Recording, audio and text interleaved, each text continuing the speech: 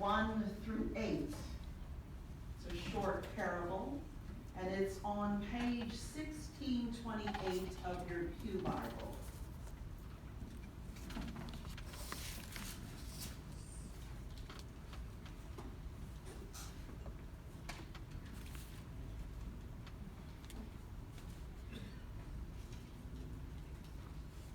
Then Jesus told his disciples a parable to show them that they should always pray and not give up. He said, in a certain town, there was a judge who neither feared God nor cared about men. And there was a widow in that town who kept coming to him with the plea, grant me justice against my adversary. For some time he refused. But he finally said to himself, even though I don't fear God or care about men, yet because this widow keeps bothering me, I will see that she gets justice so that she won't eventually wear me out with her coming. And the Lord said, listen to what the unjust judge says. And will not God bring about justice for those his chosen ones who cry out to him day and night? Will he keep putting them off? I tell you, he will see that they get justice, and quickly. However, when the Son of Man comes, will he find faith on earth? This is the word of the Lord. Thanks be to God.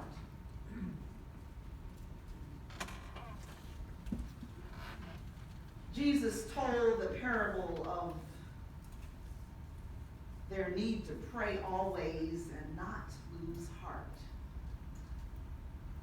You know, prayer is the solemn request for help or expression of thanks addressed to God.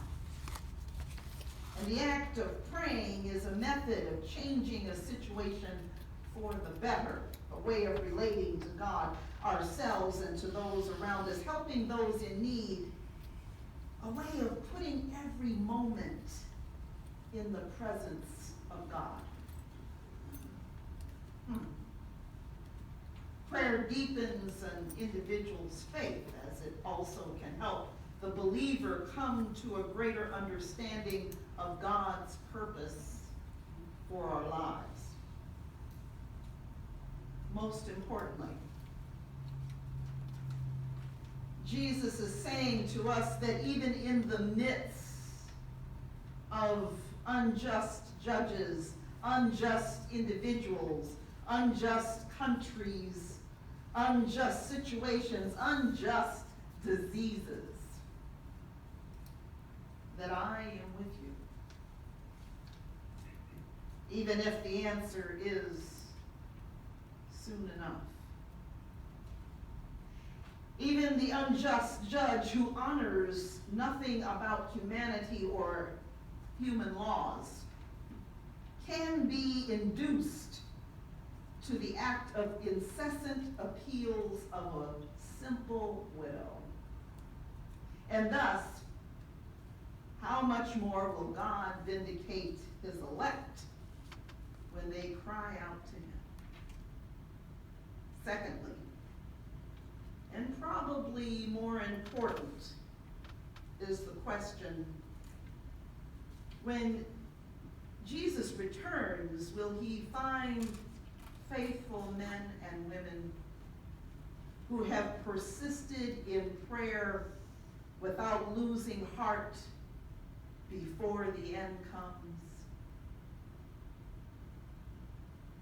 Well, in Philip Yancey's book entitled Prayer, some of you have read it, I'm sure. Raise your hand if anybody's seen that book. He speaks about the atrocities that Christians have experienced in China, talks about torture and jail and even death. And when he interviewed a Chinese Christian woman, she stated this: in all my prayers, whether I get the answers I want or not, I can count on this one fact, and that is, God can make use of whatever happens. Let me say that again. God can make use of whatever happens. Nothing is irredeemable. Teach me, O God, so to use all circumstances in my life today that may bring forth in me the fruits of holiness rather than the fruits of sin. That's what the Chinese woman said. And when we were talking a little bit about prayer and what that really means and how that brings us closer to God and our faith, I know some of you have done some pretty strong praying. These process of life brings us some surprises, doesn't it? Whew, stuff that we kind of hit us between the eyes. Things that we think that we can't get over. And God has answered prayer in your life, I always say, in God's time. But if you didn't get an answer, what happened? God is able to use that to enjoy your faith. Using that so you can enjoy your faith. You're like, wait a minute, I'm in the midst of this crisis and you're talking about enjoy. Well, some of us have been through a few things.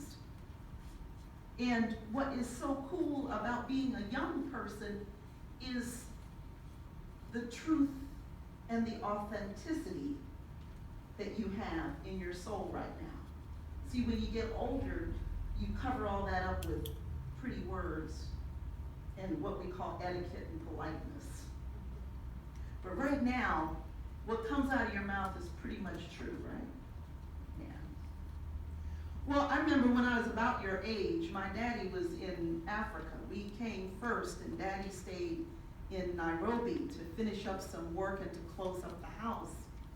And I came to United States, and I came to Chicago. Now, I had lived on 5.5 to 10 acres of land.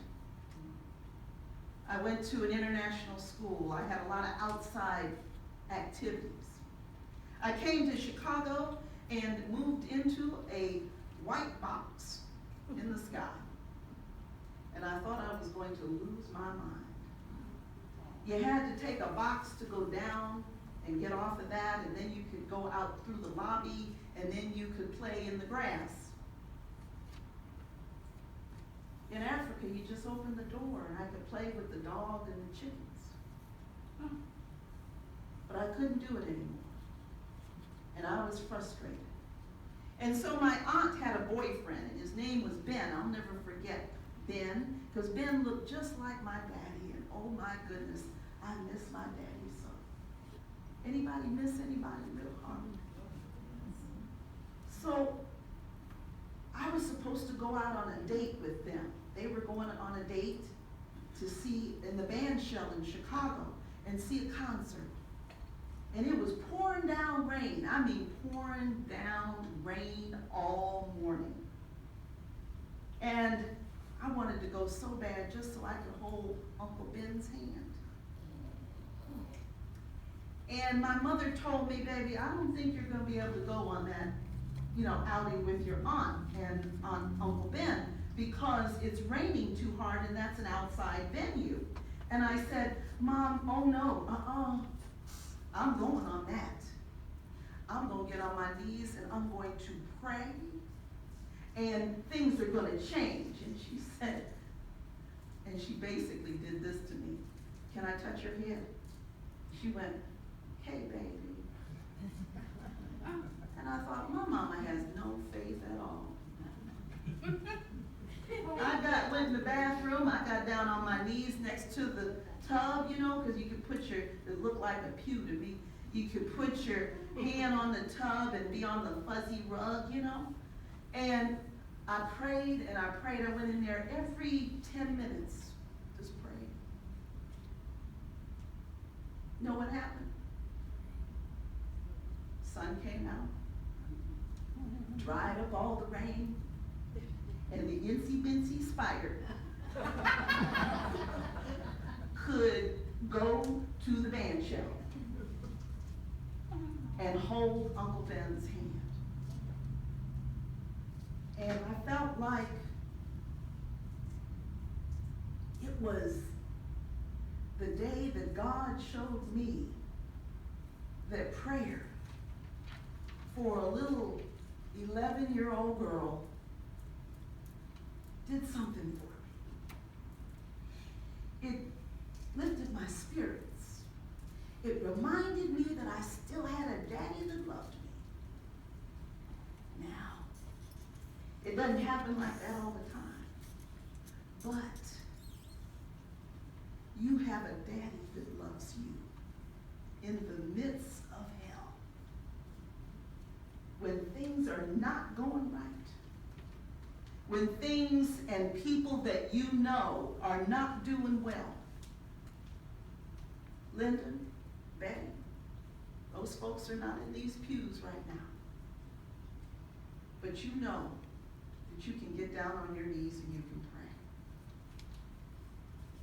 But that faith, that little bit of faith, is what prayer is all about. And every time you pray, even if it's just for 10 minutes in a day, things change. I don't know about you, but I've been a prayer warrior since I was 11. How old are you? 11.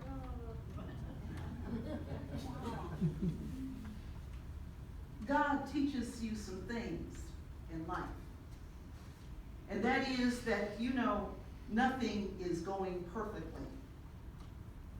And then Jesus told his disciples a parable to show them that they should always pray and never give up.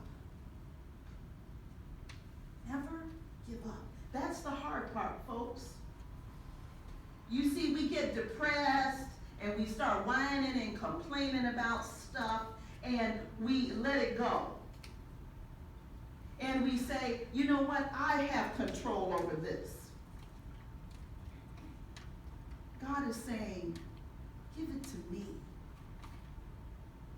Give it to me.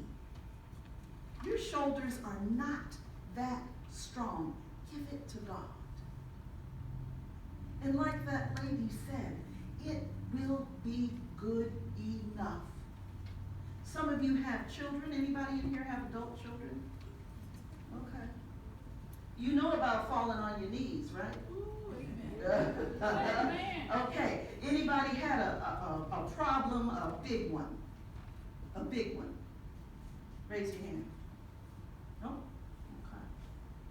Anybody had their heart broken? Raise your hand. You fall on your knees. I have 3 sons, 3 of them. Chicago, Illinois, not the place where you want to raise sons of color. Why? Because of the violence. So I put all of them in private school. All of them. penny to make beans and rice about 4 days a week. But I did that for their safety. But the other thing was to fall on my knees and pray for those boys that they will be upstanding citizens. A need to pray. A mother's need, a father's need, an aunt's need, an uncle's need, a child's need to pray. I can't say it anymore emphatically. November 25th, that one is going to be an FBI agent. I am saying to myself, Lord, walk with him. I am proud on the one hand and scared on the other. The oldest one, finishing a master's at Embry-Riddle Aeronautical University. And the youngest one, working in Washington, D.C. as a logistics coordinator for Target Corporation. These boys are my prodigy and blessing. My daughter was here last week when I wasn't. My prize and my friend. You see, in prayer, it hadn't always been that way.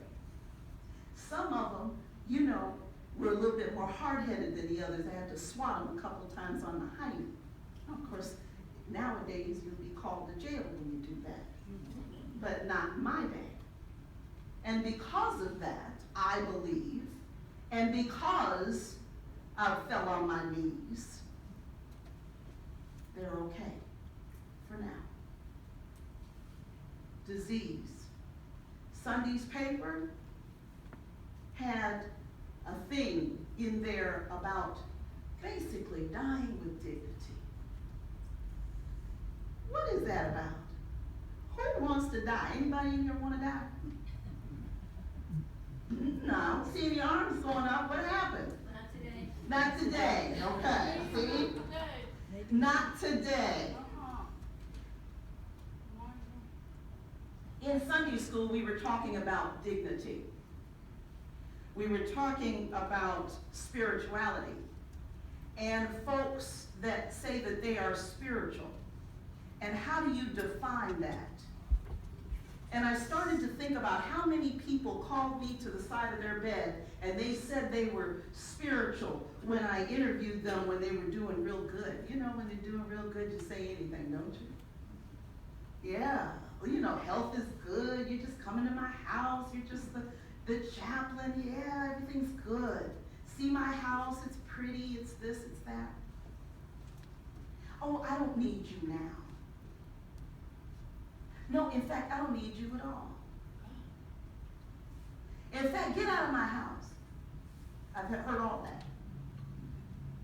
Then I get a phone call, sometimes, most times, from the family. I'm worried about so-and-so, can you come over? And you come over, and you sit, and you listen. And what you're hearing is one of the reasons that people say that they're spiritual is because they've been hurt. You've heard the saying, hurting people hurt people. Their feelings have been hurt in a church, maybe by a minister, maybe by another friend. And so they fall away from the church because they don't feel a connectedness. So they say they still believe in God, but they say they're spiritual. And of course, the other reason that I hear that people don't want to come to church is because churches are worried about what? Money. And so they don't want to put that in the thing because I want to control my money. Want to control me. And so at the end, I hear this.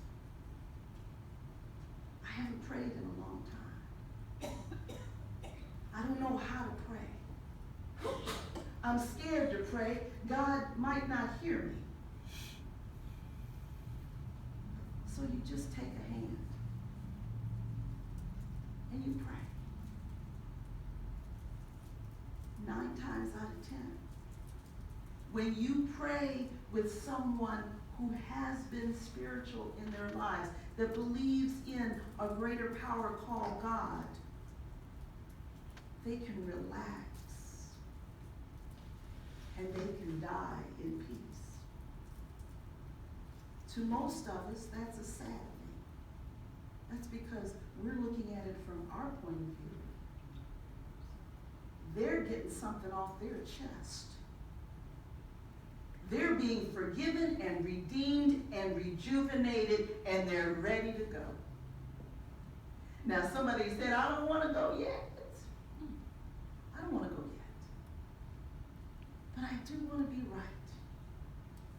I want to be right, not in this world, but I want to be right with that.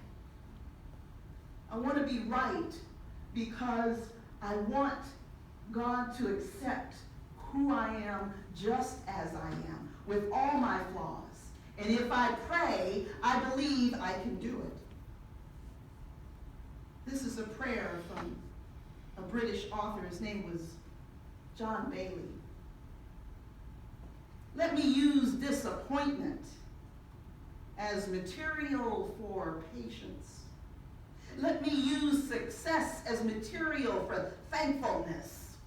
Let me use trouble as material as perseverance. Let me use danger as material for courage. Let me use reproach as material for long suffering. Let me use praise as material for humility. Let me use pleasure as material for temperance. Let me use pain as material for endurance. Ladies and gentlemen of God, don't give up. Persevere in unjust situations. Know that they'll be there, but you can persevere because you are people of God. Can I get a witness? Put your hand here if you are a person of God. Imperfect, but a person of God. I'm a person of God. I pray for me and I pray for others. I am imperfect. I am saved by Jesus. I am his. Amen? Amen? Amen? Amen? Amen. Can't hear them.